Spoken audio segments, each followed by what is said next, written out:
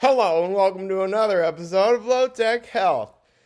I'm feeling drunk and looking pale.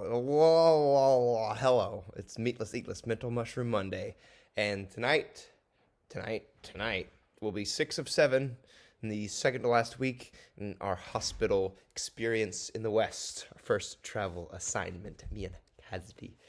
It has been harrowing, and a lot of us are afraid that we're going to lose our license for a lot of this stuff where there's insulin drips that are causing more harm than good by wildly elevating and dropping blood sugars, decreasing the life of the pancreas. There are intubations happening without real respiratory depression symptoms on patients that are kind of deemed good practice, like not just practice like medicine, but like you practice to get better at things for residents who don't want to do this kind of medicine. They don't want to tube people unnecessarily. Down. Sorry, she's jumping up on the sofa. Our poor dog's been having a meatless, eatless mental mushroom Monday come apart for 2 days. We're in a 2-story house. She's usually living in a 1-story house, and she's got familiar smells at that other place. Here she doesn't. She sleeps on the second floor. She's been shitting on the first floor. Excuse my language. But she left 5 piles. I don't even understand how she has 5 piles of poop in her. Sophie, come here. Look at her. She's tiny.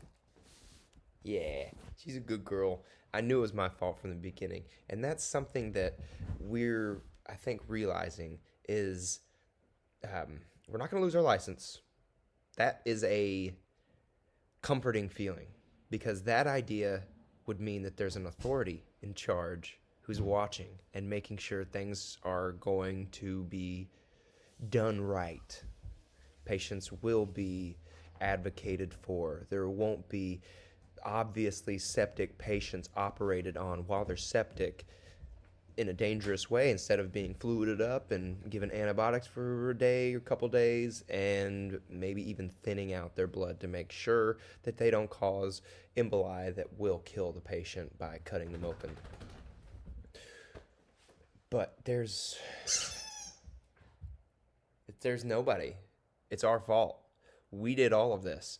I knew I needed to get a crate for this dog when we got here, and I hesitated. I waited until it'll be the 12th week to get it.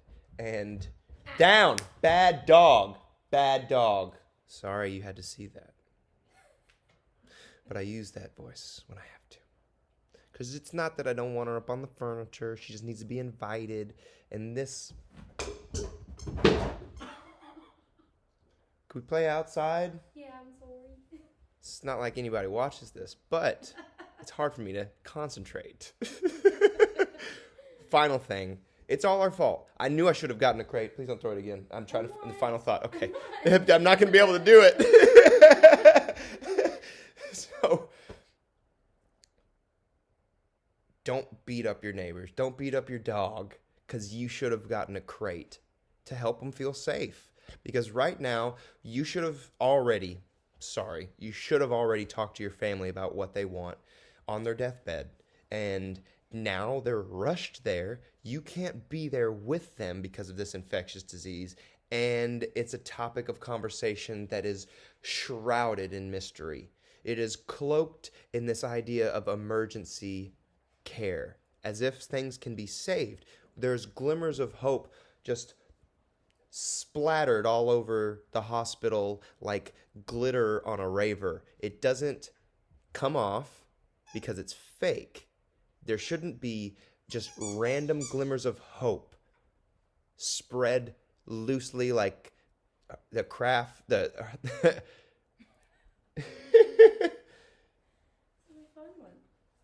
is it? Glitter? It's the herpes of crafts projects. It shouldn't be spread all over the hospital like herpes. It needs to be dedicated to those patients who will actually get well. Now more than ever. She's letting that dog on the sofa again, I swear, folks.